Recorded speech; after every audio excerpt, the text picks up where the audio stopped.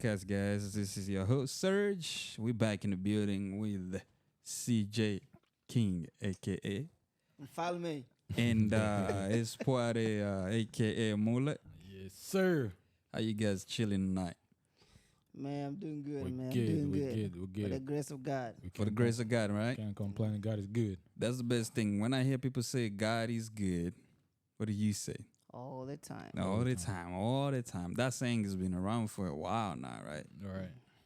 Man, we're gonna touch into something tonight, something little, how would I say it? Kakitu ambacho kila mtu ama familia zetu za kila mtu, za kila umoja wanakuwaga wana push. Okay. It's like an idea that wanakuwaga wana push kwa watoto. All right.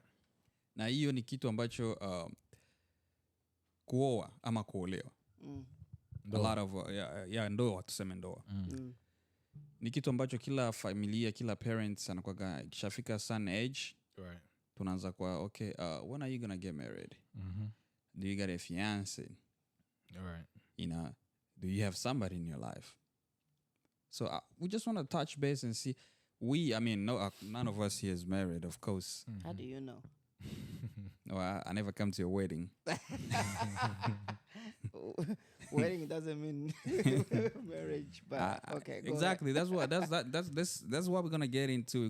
We're gonna talk about and see what we're gonna come up with. Because you're going to wedding is like city. Exactly. Kuna those ones that you know. Court. Like coats, yeah, they're also one of those. So you probably have done one of those, haven't you? Yeah.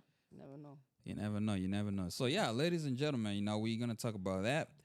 First of all, this is gonna be one of the questions, right? When do you know that you're ready? Or how do you know that you're ready? Or will the parents actually ask, are you ready to get married instead of when are you getting married? I mean, because the question is going Right. you know, Sport, what do you think once? Answer once. I mean, it's just an idea. You just No, because it's kwangu me the way I see it, right? All right. I think you can never be ready. But I think finding the right person na inakuwa kusaidia kuwa this is the right person but I can take a risk because a marriage is a risk. Right. So I think of course miaka kipato wazazi wana push ndio lakini I think mostly when you find the right person inataka kufanya you feel like I can do this. Right. Sijui. So unamaanisha readiness kwako ni I think it's about finding the right person. It's about finding the right person. Yeah. So how will you know that that's the right person? I think once she meets the characteristic of what I'm looking for. Okay. What do you think, mister?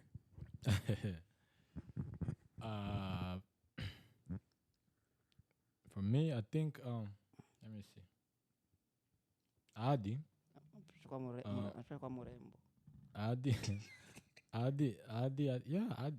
anaongea, you know, iko na point, some valid point zenye anagusia. For me, I'm gonna believe kama there's a right time ya kusema kama this is now I'm ready to get married. So we're gonna believe kama your time iko, like you said, right? By the time ukifind mtu mwenye unaona ana you know iko na mbili characteristics zako zenye uko na tafuta, automatically unakuwa unajikuta like you know Anaendana na wewe. Yeah, I think this is the right time for me to, you know, to get married to this person. Person. So I think mtu tunakutana naye anakuwa na play a big role kwa decision yetu ya siku get married. Yeah. Unaona. Juu you can tell, you can decide now I'm ready to get married. Lakini kama I'll find the right person, I'll get married. Na ukipush utaenda kuharibu. Absolutely. Ndio ndio kwa mwenye akupendi au mwenye upendi. Absolutely. Na tena kugusia sijui kama age nayo ina play big role. Some people banasemaka for a man 25 kupandisha, that's a good time for a man to get married. Yeah. Bengine wanasema no, ni mzuri to get married earlier than that. Right. Bengine wanasema no, ukifikisha 30 kupandisha. So lakini me when it comes to age, I don't think I don't think I'm age yeah. inakuwa na You don't think age play a big factor? Nah, I don't think so. I don't think. I think like kipato ndo kinakuwa kina play na ile age. The reason why I'm saying it, kuko batoto wadogo mi najua watu wadogo walioana biko umwe iko 19 mwingine iko 19 good. na mwingine iko 18 until now biko together na banatengeneza family yabo na huko watu wengine wenye walioana washakuwa watu wazima na vikashindikana na hawakwenda anywhere. So yeah. I mean, I think ile age inakuwa ni kwa sababu tu mtu anakuambia get ready, make sure uko tayari kifinance kiakili, lakini I play big role kwa kuoa. I think so age tu inakupatia ile pressure like hey. But let's get this into a little more to over mix these things, right? Yeah. When we talk about being ready, what are we talking about? Financially, mentally, or just having someone in the house? I play big. Yeah. It cannot just be a one thing. Yeah, I think it's a combination. Everything on the mention up. Yeah. So when you look at it though, when you get married, right? Yeah. For those, I'm sure you've been in churches and all those ceremonies, right? Yeah. They say one of the best line that I always, it's always in my mind is that, you will, how do you say it? You will? Unakubali kukua na mtu kwenye shida na raha na blah blah blah blah, and to be faithful to that one person. Yeah. To that one person. Are you gonna be committed to that person for a lifetime? Right. That's the readiness I'm talking about. But that's the thing though. For that to happen, you have to meet all characteristics. True. You have to meet the right person. Let's say you have, because by the time you're in the church, that means you already have that. You already complete all those checklists. Nah, that's not true, man. What do you mean that's not true? That's not Then true. what makes you go to church and start saying those words that are, yes I do, That's yes what I I'm do, and saying. you know that you haven't reached all your numbers? It depends the reason you got married for. I mean, some people, right? No. But what do you okay, mean? As us Africans, right? Yeah. I'm British, not just Africans. That a rich white man, they have this legacy thing. Right. So for us, sometimes it can just be about children. I'm ready to have a children. I'm not ready to be married. I'm ready to have a children. But you wanna have those children like a properly way, traditional way. Let's say in a proper way. Right. You know, no? So when I marry, and after that, that's why you see some people after 3-4 kids, marriage inakufa. Kwa sababu he or she was not committed to that person for the rest of my life. At that moment, alikuwa najua tu miaka inaenda, I need to get married. I need to start having children. Especially women wakikuwa after 30 or 35. I mean, for me, I believe that being ready is you being faithful. You're being committed. Once you say that, I will be with you for the rest of my life, this and that, you agree to all those things that people already just said, and then this is where the very big problem is. All right. Who do we know who do you know anybody that's faithful? I do. I mean, I'm faithful. True, you faithful. Yeah. But this is the thing though. I think the only people that were ready, right? I say the only people that were actually ready to being a wife or a husband. Right. I'll probably say it's like our mothers and fathers, Right. generation. I mean, not really. And this goes back to the generation now, because being married nowadays is a piece of cake. Absolutely. What do you mean by piece of cake? It's you just, hey, you got some money, we get married. Done. And that's the thing though. Being married nowadays, first of all, getting married now is different than like I was saying, right? Generations time. But I don't like to be naive to just assume marriages are what was yet to go perfect. I mean, Sababu, there's I'm always pretty exceptions. Sure if you keep checking other people's whatever toto, you'll find out some of those children. They're not yours. But some of our fathers had other family outside. Right. You know, wa grandpa, unakia kusikia say, oh, huyu ni ndugu yako. Right. Babu yako alizalaka na fulani. Yeah. So we cannot say it was a perfect. They had their own challenge. But now I think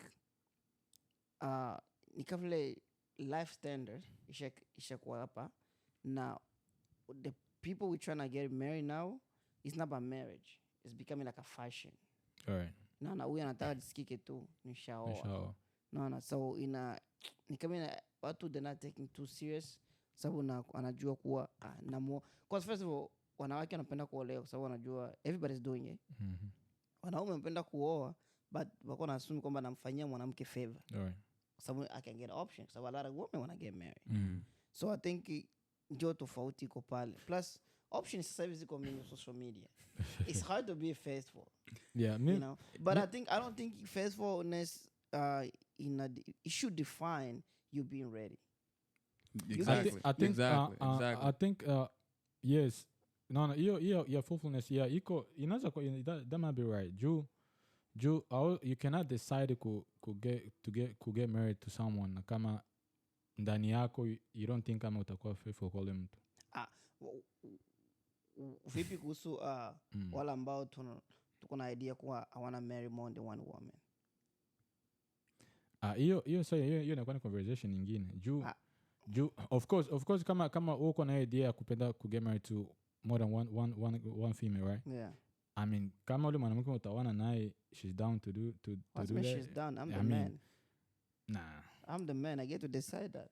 Well, that's not how it works. No, it works like that. I am the man. Because anyone ataniowe. Hata kwa wewe lakini yena kama ataki utafanya. Yena iko na choice ya kusema no. Are you trying to be a detector in iko na choice ya kusema no, mimi sitapenda kuchangia marriage na mwanamke mwingine. Iko na right. Then what atafanya? Anachana na wewe basi upeke ndo mwanaume. Exactly my point. Yeah. But sitamwambia like hawezi kuniambia sema ku dictate if I want to marry someone else, two women, I would do it. She has the option to stay.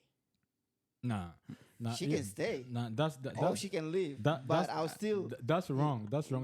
That's not wrong. Ungemletea conversation since the beginning ya kumwambia kama mie na kuoa lakini mie plan yangu na kuoa banamke wawili au watatu tangu mwanzo. Kama taitika hivyo and then kule mbele unakia oa hapo siwezi nikakublame. Unataka nimwambie plan yangu nayo ni of course I hope to be poor one day. No juu kule mbele isikileta confusion. Hakuna ya confusion. Yeah, mwanamke inabidi kumwambia kweli. No, this is the problem. How unajua kama maybe right now I don't think I needed two wives. By huko mbele na feel like I need to ongeza mtu kwa sababu sipendi kuzunguka. Na hiyo still mtaongea juu yake katari iko na right ya kukataa ama kuitika. Tamongelesha yeye. You know this is what I asked about being ready. Nitamongelesha. I'm the man of the house. Angalia ni hivi. You are lakini problem na sisi ba African tunazanaga kukua mwanaume mnyumba. So atupatie mwanamke naye choice ya express feelings zake ama mwanamke na iko na vision na iko na plan na iko na decisions zanaweza make hata kama utakubaliana nazo lakini yeye naye anatia point yake mu idea yenye mko mna argue about no hiyo ni good uko naongea but there's a things that as a man I only can get to decide those things. Sikatali ndo maana things like and that's how and what are those things who I get to marry. Okay, it's one of those things. Of course, you have it right. You have a right to decide who you want to get married. It's my right. If I want to say I want to take a second wife, I will take a second wife with no discussion whatsoever. True. The only reason nataka kusikia tu nawambia bana, by the way, I found someone else as a courtesy, not as requirement. Like I found someone else and I'm not trying to sleep around or anything. Just know I'm married to her. Get to decide what you want to do. If you want to stay, I'm happy. You're always going to be my first wife. You're always the queen of my home. So I have a question on that. I'm not going to cut you short, though. Yeah. So if you will do that, are you telling me that were you faithful to the first one, or now that the second one is in, so what comes in between? Yes, I was faithful to her. And I'm not going to cheat on my wife.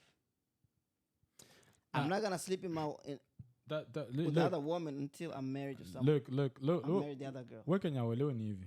Problem kwenye kwa naelewa ni hivi. Mie I disagree na ile kusema eti kama uko na bibi mnyumba kisha una decide kwa mwanamke mwingine kisha unasema eti hautamwongelesha ama hautaongea naye, utaenda tu una make decision kisha unakia mwambia. Mimi si niko namwambia ndakia kumpatia taarifa. No, hapana. Hapana maongezi. I don't believe, I disagree with you. Kwa sababu ndio na disagree. Juu mimi sikatali kama unaweza penda kuoa mwanamke wawili au watatu. Lakini kama ushakuwa na mwanamke umao umeshajenga naye maisha, before au ya decide hiyo, inabidi kumikalisha chini. Unamwambia, bibi yangu ni hivi, mie naona sana nataka mwanamke mwingine. Unaona? Chapata mwanamke mwingine, lakini naona nataka muoa. So napenda nikuambie, nikutaarifu juu isikuwa kama vile surprise kwako. Unaona? Kisha unasikia na yeye atasema. Haitakuwa surprise. Nishakwambia ndamwambia month. Hapana, sio unaenda kule unakia mletea niliona na mwanamke mwingine ndo huyo hapo. Kwa hiyo no, wao election same. Ndo mimi ndamwambia before na muoa yule mwanamke. 1 month. Hapana discussion. Nampatia taarifa. We're not having a discussion so she can be like, oh, I don't think it's the right time. I'm not gonna. No. Nampatia taarifa, by the way. Niko naoa mwezi unakuja. So as a courtesy, I'm just letting you know. If you want to stay, it's up to you. But of course, I love you to stay. Okay. I have a question. Listen. Because I still have to give her the respect, the love, because she's still the woman that I chose to be my first wife. Because that's a privilege. Right. No. I'm giving you that. Now, if I have a business, she's going to be the one. Ile role alikuwa kana play, she can still play the same role. Nini inaweza tuma udecide kuwa mwanamke mwingine? Nini? I mean, there's a lot of factors. Ni pleasure tu ya mwili. Watoto. Kwa sababu legacy is a big thing. Me, I care a lot about legacy, and I look legacy through the length of children. Basi kuacha legacy mpaka uzale watoto 100. No. That's the thing. I look legacy through the length of children, right? Right now, most girls, they'll tell you, I want to be 34, right? And maybe at some point in the summer, that's enough, right? Because maisha gonna kuwa magumu. But at some point, they say, no, I want to have 15. So unataniambia kuacha good legacy if ibaki watoto wa mingi. No. But that's the thing, though. That's the point. No. Listen, everything you leave behind, what's the only one thing that will last for the long time? You tell me. Your last name. Everything you knew, usha make it. Mimi sikatali boko nataka. Sio nakwambia. Mimi swali langu niko nauliza, sio unataniambia kwa hiyo kuacha legacy, kwa hiyo kuacha last name yako ni mpaka uzale watoto wa mingi ndio last name ama legacy tabaki. Kila mtoto iko na bahati yake maisha. Right? Unaweza kaza tuko watu na example tuko watu wako watoto 6 mnyumba moja. We're not the same. There's some people they're gonna go to achieve more stuff. Kuna watoto wenyewe they're not gonna accomplish anything. Kuna watoto wataenda kuoa na wanazala wanakuasha great. Na still tatizo unajua sisi tunakuwa tunadanganya sana. Dunia gisi the reality ya maisha na dunia gisi kwa ndio sisi wanadamu tunakuwa na wazo. You can still unaweza zala watoto wa mingi 30 kids. Na hiyo tu nilikuwa nasema kuna hata mama atatoka hivi. No. Na subiri kwanza. I'm not saying kama kuzala ni mbaya. Obviously kuzala ni kitu kia mzuri sana. Kuacha watoto ni kitu kia mzuri sana. Ni gift yenye Mungu alitupatiaga na ni kitu kia mzuri. Lakini amaanisha sema kuacha legacy ya mtu ama kuacha last name yako ndio inamaanisha na hiyo mistake naona banana mingi walikuwa wanafanya hivyo. Anazalazala ovyo tu aseme juu ifo niache watoto ya mingi, ifo jina yangu ibakie anakuwa huku 5 6 kule 10 kule sijui nini. Unaona? Unaweza zala like you say, unaweza zala watoto wa mingi lakini hiyo mabati uko nasema na hakuna hata mmoja taipata. Exactly. Na unaweza zala watoto wa 4, 5, 6, 7 ba kidogo au moja na anakia for 5 vitu venye uko nasema. Exactly. So you nakwambia but I'm not a god to know ulo moja is going to be enough. And when we talk about legacy, there's not just one thing. Legacy is not just one thing. It's not just about money. It's not just about power. It's not just about, it's different things. And you get to live through your children, your bloodline. Exactly. So, example, right now when you mention, example, the name like Asumani, right? You only know me, right? But do you know how many people they have a last name is Asumani? That's just my bloodline. Just my dad, Namkuwaki. Just 2 of them, they have 45. 45 kids? Yeah. Just 2 of them. Damn. That's just a children. Yeah, that's a legacy. Just you 2 now. They were like 11 in the house. That's crazy. Yeah. So So you know what I'm saying? That's crazy. Me- That's crazy. That's So crazy. look, so when we talk look, about like, CJ. and atujua people watakuwa example, I'm here, right? Wengine maybe wako kule wako wapi, you know, wao wataenda kwa mwizi, wengine wataenda kwa, you never know, wengine watakuwa, we never know who's gonna be who. CJ, this is the thing. Mi sikuwa napenda kusema eti kama kuzala ni kitu kia mbaya. Of course kuzala ni kitu kia mzuri sana. Na mwanaume wote mwenye iko sawa na akili yake, ni lazima azale. Ni lazima achie legacy wanasema. Ni lazima achie last name wanasema. Lakini mie point yangu ni kusema kama we think mtu kuzala sana, especially ovyo ovyo. Unazala sana lakini kama wote watu wako biko fasi moya, you can take care of them, blah blah, unabatia online ya mzuri. That's okay. Lakini problem na tatizo na kuaka juu eti uonekana unazala sana kwanza unazala ovyo. Unajua, okay, first of all, that's not good. 2 points. Yeah, that's not good. Sio kwamba uzala ovyo ovyo, right? To take that aside. But beside that, Biblia kusema nendeni mkazale na mke na mume wako. Ilisema nendeni mkazae. Period. Ilikuwa na refer even. No. That's the thing. Don't take things. Take things the way they are. Sasa ukisema Biblia sema kwa nendeni mkazale, ama mtaniambia unazala na kingine kiumbe juu I mention uzale tu na mwanamke. Ndio natamaanisha. Kama kinaanza zala, unazala na hadi. Achana story. I mean, you know, I think we are going in the right direction here, and we are providing what Ad is, you know, is referring to, and which is, I like your point is valid, which I don't agree with it, but it's okay, it's valid. I don't want to go back and forth with you with this one, you know, because we're gonna stay here forever. But we're talking about the law, the harmony, you know, that you create the day you go to get married, you know, and this goes to a lot of men and women. When we say that we are going to commit to this person that we have, that means we have to put a blindfold in our eyes. That means once you get married to this person, you get committed to this person, you are no longer yourself. Now you're now with two people, and your eyes is no longer permitted to see anybody else but your woman. What do you mean to see it? Like you can't express feelings, sexual feelings toward another woman. Okay, go ahead, finish. Exactly. So finish. I'm sure. So that's what you're being told in the church. I believe that's why I hear. Again, guys, we took a little break, but now we're back to the matter of life that matters the most. The point where love is the only thing that keeps people alive and kill them all the time. Filosofia na. But hapo ndo tulikuwa tumefikia ku legacy, right? Na legacy tumekuwa tumepass. Nilikuwa naongelea kuhusu kusha get married, right? Yeah. Ushakuwa committed ku mwanamke mwana get married too. Yeah. Now you don't have, like I said, you put a blindfold in front of your eyes, like you can't see anybody else, because you already agreed to, I will be faithful, I will do all of this for the rest of my life, right? And that's where you come in and be like, I don't know about that, and if you don't know about that, that means you're not ready to get married. That's not true. If you want to get married, by the time you get to that point of this is going to be my wife, you sign your death certificates on the church. Do not look somewhere else. No, you know what's the problem? You're trying to apply Western tradition, Western value, kunani, to everyone. Not everybody. That's not Western. That's what it is. No, that's what it is. That's the Western. So value. are you telling me that once you get married, it's okay, you can see somebody else? No. I'm not saying it's okay. I'm just saying you trying to portray this only supposed to have one wife. That's a Western value. I didn't say anything about having one or two. I just say that once you get married to your woman, you can only look that one. Exactly. That's what that mean. Okay, you win that one. How I'm gonna get a second wife if I can't look someone else?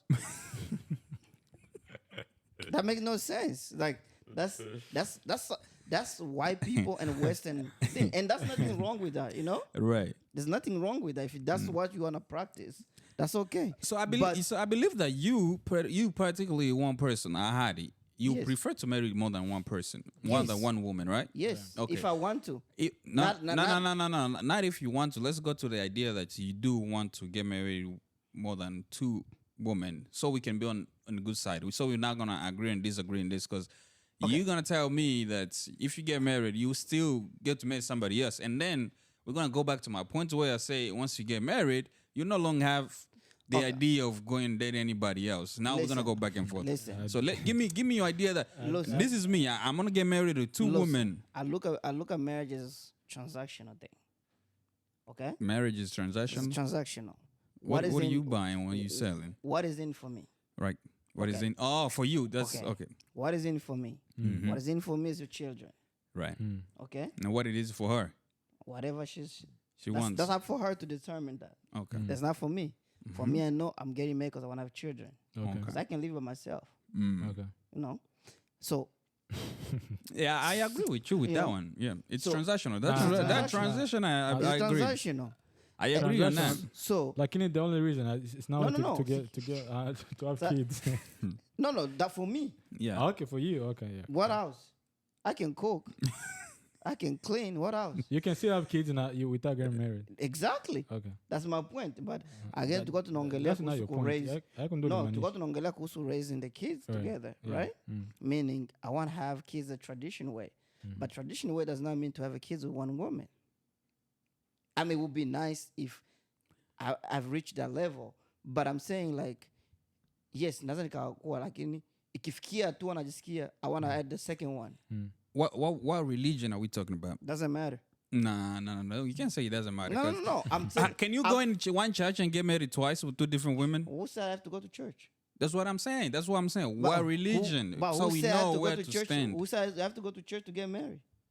Okay, where do people go to go get married at? Exactly. And that's the thing. You subscribe to the Western tradition and you try to Which one do you subscribe to? And you're trying to think like that's a norm. No, which one do you subscribe to? Does not matter. I don't subscribe to religion. Oh, well, you saying No, no, no, no, traditional. no. When you say traditional, you mean talk about marriage system. Marriage, Which one do you yeah. subscribe to? Marriage system? Yeah. What you mean marriage system? because I say that churches, you say that's Western. First of all, and- you don't have to go to church for it to be counted as a marriage. You don't have to go to court to count as a marriage. Actually, just taking a woman and put her in a house, it's a marriage. that's your wife, Right. right? Mm-hmm. Kizana mwanamuke, that's your wife, Mm-hmm. right? Na ukizala naye. Yeah. Hata Biblia inasema So unatakiwa unazala na- kwanza. So unazala na nani mwingine unataka muo? Let's not go. Let's And let's that- not let's let's not not go go. that Yeah, far. let's Exactly. not go that Exactly. far. Let's not Let's go- let's that's stick to the another idea. topic. Let's So- stick to the idea Exactly. of And that's what I'm saying. being You don't have faithful once you get married. Kwa sababu wanasema na the church getting the sign certificate. Who said I have to sign certificate? nobody says. Some of us would have a birth Me, certificate. I had asked you earlier, nikuuliza what's the reason inaweza tuma wewe uoe mwanamke mwingine na usha get Sijui married. nilisema ikifika like atu wanajisi mimi mwenyewe. I want to add another one. Unajisi tu. Let me ask something. Hivi kila kitu kwenye unakuwa na jisi maisha ama kila kitu unapendaka ndio kenye unakuwa na pursue kipata. If I can, yeah. Kila kitu kwenye unapendaka. If I can, yes. Let me reverse my question. Kila kitu kwenye unapendaka, do you think una deserve kukuwa naki? Yeah. Or unaweza ka afford kukuwa naki juu unakipenda? Maybe I can't afford it, but I deserve it. And if I chance opportunity kitokea ya ukipata or to go for it, I will. So hapo uko wrong. That's not- Why anasema uko wrong? How Sure, am I wrong sure. for what I want? Yes, you can see one, lakini ukipewa kile kitu hautaweza ukimaintain kile kitu. Wanting something and maintaining something is two different things. Now that's You know, that's what I'm saying. I wanted the iPhone, but I Ju- can't afford to pay for So okay, for this. that's my point. Exactly. Maanishi juu unapenda, maanishi juu niko na desire kwa hiki kitu. Ndio namaanisha iPhone ikuwe nacho. Sijui kama kwa ulikuwa na point yangu No, nikamaanisha. naelewa. Yeah. But I understand. but that's wrong. If I want something, I mean, and- me, and- I agree with them because I agree to his belief system. It's okay because we all have our own belief Of course, system. yeah. And if you say that, okay, this is me. When I decide to get married, I'm gonna get married. It doesn't matter how many wives I have, right? If he comes in and be like, I got this one and it's ready to go, I'm gonna take it, right? I don't disagree with that. But how do I rephrase this? Okay, let's talk to the majority, right? Yeah. Majority that we know, as in this reality that we are in, this Western ideology that we subscribe to. Yeah. To where people have you to go. subscribe to. True. Yeah. I subscribe to where we have to go to church, and then they read you the scripture, and then you say I do, Yeah. and then now they say you are a wife and husband, right? Right. I'm talking about this one tradition. Now, once you get to that stage, right? That's when you know that you are ready to be with someone, to marry someone. Because now you're saying that I am going to be faithful to this person until I die.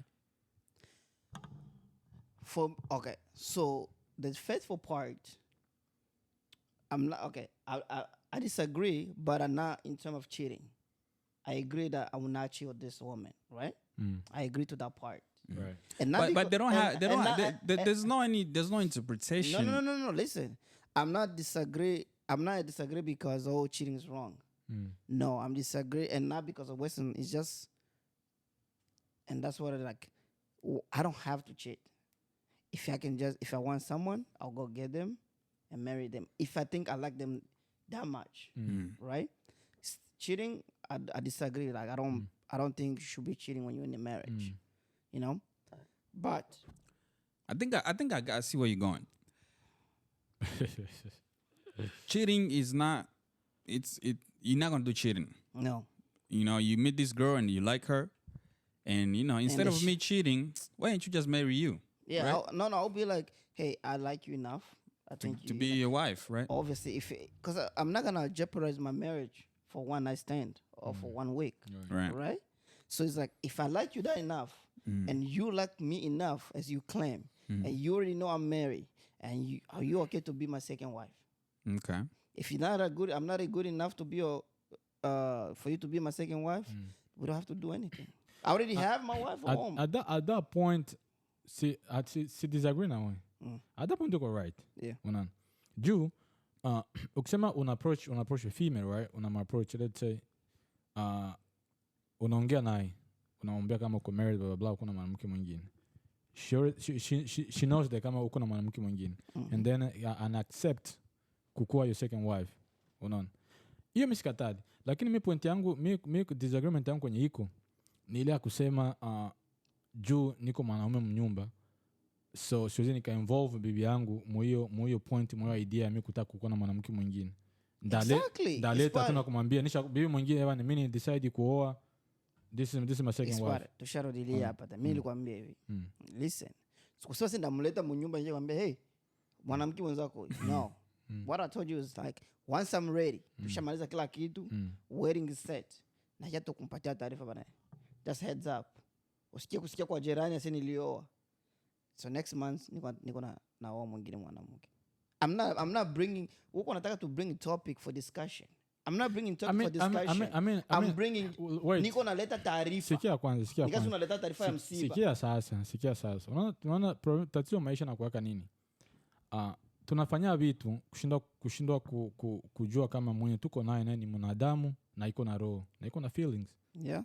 Anaweza kaumia na anaweza kafurahi. True. At the same time kisi na wewe ukifanywa kitu unaweza kafurahi na unaweza ukaumia. Unaona? I'm not saying mimi siko naitia mwile position na kusema kama ni iko discussion ya kikatara na unaacha. That's not what I'm saying. Mimi kitu niko penda kuongea ni kusema ukijua kama nani mwanadamu na iko na feelings na anaweza kaumia, inabidi kuikala naye chini, umuoneshe, uongee naye na umuoneshe reasons, sababu zinatuma wewe uko vile. Haiko tu juu unalamuka tu na wewe ni next month ndao. What you mean sababu? Inabidi kumuonesha. I think where Spur is going is that, no, understand kwa nataka kuambia kwamba kwa sababu Spur kwa nataka kuambia kama mwanamke kama if there's shortcoming, if there's something she can make up for. It's not sio kosa mwanamke inaniambia itanifanya mimi ni mwanamke wa pili. So wait, that's my point. Inabidi sio muoneshe, inabidi sio kwa hiyo kujua hivyo. Mwanamke kwa hiyo kujua hivyo inabidi ikikuwa conversation utaongea naye kumuonesha kama you're not the problem. ya mimi Of course she's not the problem. Sasa She's still my wife. If she was the problem, ningemdivorce. Sikia kwanza. Unaona? That's No. Haiko ndo point yangu hiyo. No, that's what I'm saying. Yeah, sikia kwa point yangu pale kuonesha. Unaona? So wewe it doesn't matter wewe moyo yako unajua kama mimi niko naongelea kwa ngambo yake yeye. Na unatachio tunafanya vitu tunashinda consider mtu mtu uko naye. Alende dena ni mwanadamu. I'm not saying kama usifanye vyako wenye unaona viko right kwako juu yake, lakini inabidi naye kumtia mwile position ya kumuelewesha na kumuonesha kama hata kama na decide kufanya make a decision still uko mtu mwenye ungali maana maisha yangu. Unakumbuka sina nilikwambia she will still hold the same place she had, the same respect she had. If I was running a business and she was the vice president of my company, she would still hold the same. In fact, the way I believe, second wife need to be respecting the first wife. Look, I don't have. Wait. Hiyo ni wewe ndo utaonesha. Exactly. And ule the second wife akikuya, she has to know that siendi pale kuchukua kubomola ile familia. Kwa sababu if that was the case, ningemwacha manakisha naenda kwa huyu. I want her to come there to know that we're going to extend family yetu. So as a man, you have to structure familia yako kwamba hata umekuwa nakuya anajua ule ni ukisikia bi mkubwa. Bi mkubwa doesn't just mean second mwanamke wa kwanza. No, bi mkubwa means she's been there before you. And as a man, it's your responsibility to build ile nani culture, ile nani kwamba unaambia mke wako wa pili kwamba hey, I know you're my second wife. Na tatizo watu wengi wanafanya wanaume, unampenda yule bibi yako wa pili kuzidi bibi yako wa kwanza. Na ndio tatizo na kuwaka hapo. Una treat family two different family. Unasaulika wote ni Waasumani. Right. That's a problem. But as a man, unapaswa kumake to sure bibi yako anaelewa like hey, I'm not doing this because you like anything. I'm doing this because that's what I want. I'm gonna ask this probably personal or something. But did your father have more than one woman?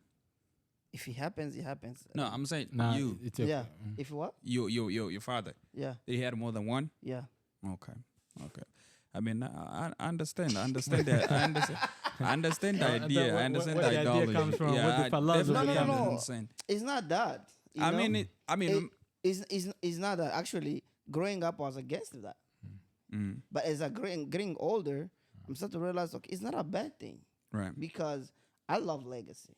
Okay. You know? And me hapo ndio that's hapo ndio kwenye point yangu mimi siko naelewa sana. What do you mean kujenga legacy mpaka uko na wanawake watatu wawili watatu? I'm talking about mke. I told you kuzala marriage is a transition. Ndio point yangu uko naenda kuzala. Juu uko na kuseti I think about legacy. So jua nini why uko na focus on legacy mpaka uko na more than 2 wife or 3? Sigani kwambia the biggest asset you can have is a children. Nishaelewa.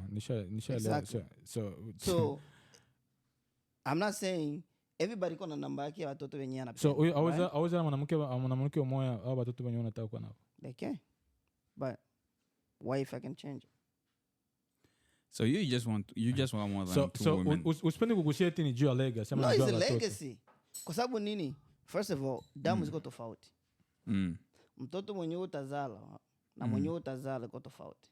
Hata mkizana mwanamke mmoja. Say that again.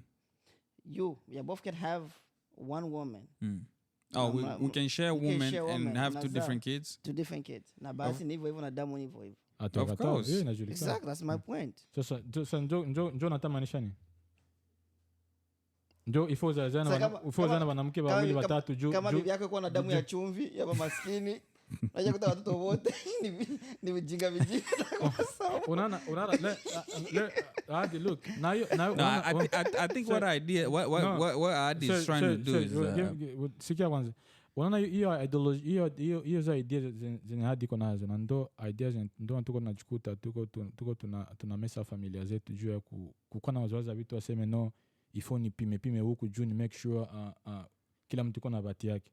Bahati ya maisha kwa hivyo unaweza kupima kokote kama destiny yako ikukua hivyo na vitakuwa utazaa tu wabandi kuongeza wabandi mkate wa mwizi unapima fasi yote. Unaona? No, hiyo ni kweli. Unaona? So I don't think kama mi point yako ya kuoa wanamke wawili watatu mi sikatali. Kila mtu iko na ni decision ya kila mtu, right? Kila mtu iko na right ya kuishi maisha yake sana anapenda. Hauwezi kukataza mtu kama anapenda ndo lifestyle yake anataka. Lakini mi point yangu ni kusema reason is quite juu napenda kuacha legacy ama napenda kuzaa. No, okay. Yeah. First of all, it's legacy. Let me ask you a question. Now this question goes for both of you guys. Right. Would you rather cheat on your wife or get a second wife? I believe it. I subscribe to the Western, ideology. Answer the question. This has nothing to do with Western. Would you rather cheat on your wife? That's what I'm saying. I'm trying to get to answer your question. That's what I'm saying. I subscribe to the idea of go to church, get married in a church with one woman, and I believe I do until I do. Okay. I believe in that system, and I do not believe in cheating. Okay. And I'm not allowed to marry two wives until my first wife is dead for more than some time. Okay. First, you have not answered my question though. Why? I just did. Is one or the others? Miss Kusama said, would you ever cheat it? I didn't ask that. I said, would you rather cheat on your wife or get a second wife? That's what I said. No. I subscribe to the Western system to where you go to church and get married to one person. So cheating. Nah, that's what I'm saying. This is what I'm saying. I'm not choosing. I'm not choosing. Most of marriage in the Western die because of cheating. Because of cheating. 50% of marriage in America is inakufa kwa sababu ya cheating. Well, then I will not cheat, and I will not get a second wife until my other first wife is dead for more than about 10 years. You're avoiding the questions. Kwanza, before answering, ndarudia kwanza kule point yangu nilikwambia before. Nilikwambia hivi. Nilikuwa na sababu ya mikuuliza ile mbili maswali. Bibi nilikwambia kumaanisha maisha sio kila kitu kenye unapenda ama kenye unajisikia unakitaka ndio kinakustahili. Ndio hiyo point yangu nilisema hivyo njoo kumaanisha kama mtu kishaoa hakuna mtu mwenye akose kutamani wanamke wengine. Ukisikia mtu eti yuko na bibi asema atamanaki akwena ile tamaa ile desire ya ku sleep ama kupenda wanamke wengine, ni bongo? Ni kweli. Hapana, ni bongo. Ni kweli. Hapana. Unaweza sema kuko exception. No, hapana. But I always you can put it in all. Hapana, tamaa utaendelea kuwa tu na tamaa as a man. Hiyo ni kawaida. I mean, kuko tamaa na kuko actually practice. Which one you saying? Tamaa ama practice? Ndio point yangu niko nasema utaendelea unaongelea tamaa. Okay. Utaendelea kuwa attracted kwa wanamke wengine. Okay, I thought you said practice. Hapana, na practicing. Utaendelea kuwa attracted na wanamke wengine. Lakini haimaanishi juu eti uko attracted kwa ndo upractice sasa ile action. Okay, now I agree. Ndio kwa point yako, ndio niko nikuonesha kama sio juu unapenda njoo inabidi ufanye vile. Unaona? You can still unaweza kaoa lakini utakuwa na attraction haiko maanisha juu ni bibi yako njoo hakuna bibi mwanamke mwingine mzuri mtaona kama barabara. That's not true. Lakini ile commitment ushakuwa nayo, I'm a married man. Napenda bibi yangu na namheshimia. Ile kama tu mtu anajielewa itakuwa na kuzuiwa kwa hiyo kusipopractice. I think hold up. Ndio kitu kwa nasaulika kwa. Marrying a second wife haimaanisha umpendi bibi yako na mheshimu. Nilibambia business marriage is transactional, right? So kwangu mie, right? My commitment is I'll love and protect and provide for you for the rest of my life, for as long as we stick together.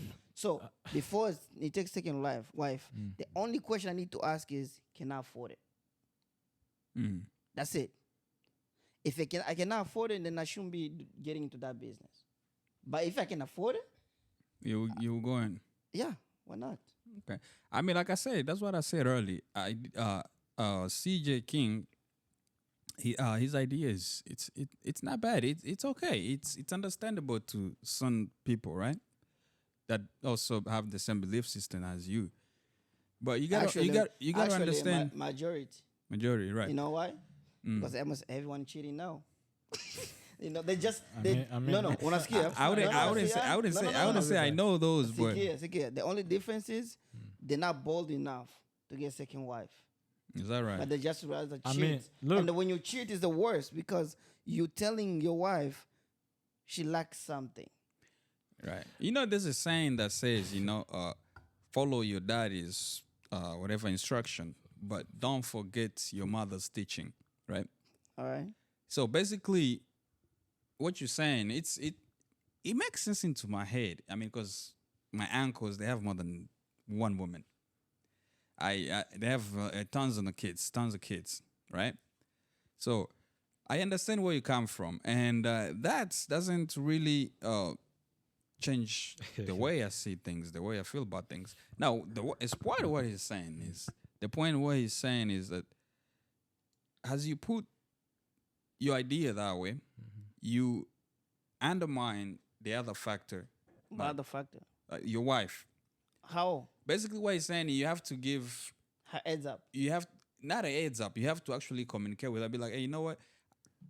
I feel like the next probably year or two, I'm thinking about marrying somebody else. Basically, that's what he's saying. You know, Do you know how that conversation gonna sound? they're gonna kill you.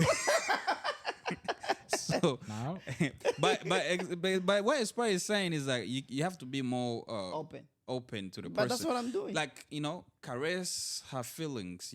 Put her into put her into some sort of a way that's make her understand that it's okay.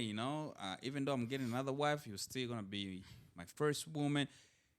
He just wants you to tell the woman that so she can feel. Isn't that what I said? That's not the same thing I just said. No, but you're saying that after you already plan everything, the thing is, and then you just go and tell her, look, next month I'm getting married. Technically, you're not include her in anything. You just it's like that's what this part is saying. Include your wife in your whatever decision you're trying to make. That it also include her feelings or whatever it is. You guys are stressing me, man. What you mean included her? That's what I understand from his wife. No, that's what he's saying. But I wasn't going to include mtu kwa hiyo kind of conversation. Because it's like asking permission. I'm ukimletea bila kuminclude ndo atakuwa. No, ataniwa anafanya. Ingali nizala. Yeah. No, it's like this. It's like imagine, right? Hey, but so anyway, I just decide Does a month later or a year later? Before. Is this you talking? Yeah, you talking about. So, mi naona natachukua mke wa pili. Chakula yako kama ishaanza kuwa dry masiku. Nataka niongeze watoto waopende kuzala tena. That's basically what Adi is saying. He's giving you the facts that will make him go marry somebody else. Right? No. It's just conversation. I'm just trying to make it. So you try to make up something so you can do whatever you gotta do. No, just to let her know like. So, but sijapata mtu, nataanza kutafuta mtu nitaoa pili. Does that conversation make sense to you? I mean, of course it won't want to make sense. If I come to my wife and say, I'm thinking about getting married to someone else, like sijapata mtu. Why would you want to marry someone else if yapata ta mtu? That's what we're saying, because once you agree to it, once you agree to the idea that you're gonna marry that person, you're ready to do whatever you're gonna do. You don't have to go back and say like, you know what, mom, this is what I'm gonna do. I'm gonna call this a day, and I'm gonna say, you know what, I'm getting another woman because of this just happened. Hey, by the way, mama fulani, kama ukiona rafiki yako mwenyewe angali nataka kuolewa uniambie, niko natafuta bibi, niko natafuta bibi wa kuoa. That makes no sense. Right. Unaona? That makes no sense. So, mwanaume, right? You cannot ask your wife for permission. Yeye anakia kupewa ujumbe just the same way alipewa ujumbe. Ngoja kwanza. Tatizo uko na hatia, unaongea sana juu unapenda. Mi siyasema kama ni permission ndio niko nasema. Siyasema kama unabidi kujua kama uko naishi na mtu, auishi na nyama, auishi na pepo mnyumba. Exactly. Unaona? So the way uko nataka kufanya ionekane saa auishi na mtu, yani ni wetu wenye ukilamuka tu unafanya tu unapenda. Ndio sio kupenda kuionesha. Imagine uko na bibi yako wa pili, right? Bibi yangu angekatalaka nisikuoa usingekuoa waka. How would that make you? How would that feel? That's the same thing. Listen, guys. I feel like we have touched base on the idea of what. Mimi nikusema hivi. Ukiangalia tu experience ya bazazi yetu kule mbele wenye walioa mwanamke wawili watatu waine, ending yao ilikuwa yao watoto. I mean, it depends. Majority. wewe unajua hata kama utasema yana anajua the reality hata kama no. Lakini ngoja kwanza. So ni kusema hivi. Mimi siko hapa sipendi kusema kama nakatala hiyo idea ya mtu kuoa mke wawili watatu. Sikatali. Kila mtu iko na dora yake maisha, kila mtu iko na lifestyle yake, kila mtu iko na haki ya kushirikiana pia. Unaona? Lakini mimi point niko nataka kumaanisha ni kusema hiyo point yako kusema kama unalamuka tu kifua mbele juu niko nazemeni natafanya hivi na unafanya. Ndio mko na kufanya mapema bila. Idea ya hadi kuna sema. Lakini unajua Espoir. Kuoa mwanamke mwana i-guarantee happiness all ina depend gisi ulijingiza mkitu ndio kusema kwanza kama ulijingiza mkitu mzo njia za hivyo of course hamtaenda mbali. No. How many marriages you going to go to divorce right now? No. Sina hiyo statistics. I mean, but I go to divorce, there's a lot of fact that happen. There's a lot of things that happen. That's my point. Na unajua wanamke watatu na wote mnachana. Hayakuwa guarantee. So unaongeza wengine watatu. Hata wewe 20. Hata kama wendo ile ndo anasema tatizo. Yeah, kama ndo mnateko. Hata wewe 100. Habita toka. No, what I'm saying is sio kwamba mimi ni goal yangu kwa wanawake wawili. No, na point yako iko sawa.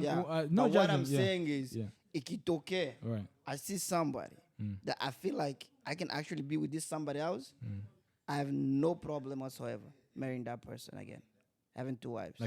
And if the first wife wanna leave, she more than welcome to go. Lakini so utaendelea kwa tena na umoja tena wande tena utahitaji mwingine. Exactly. So but this is the thing, guys. Listen. No, why? This is the thing. This conversation is not gonna go anywhere because you're gonna say how many wives and he's gonna go to forever. And then we're not gonna get to the end of it. Ngoja position yangu. Mimi kama vile mimi ndugu zangu na washauria. Oa mwanamke kwa moya changane maisha as long as anaeneza zile criteria zako as long as mnaelewana naona kama she's ni mtu mwenye ataleta stability maisha yako. Lakini kama unapenda na utoke stari maisha enjoy maisha lakini matokeo yako utayonaka hata kupita miaka 20 consequences utazionaka. I'm gonna tell you if you are you ready to get married, just be ready to commit to the person, be faithful as God permitted, and the world is all yours.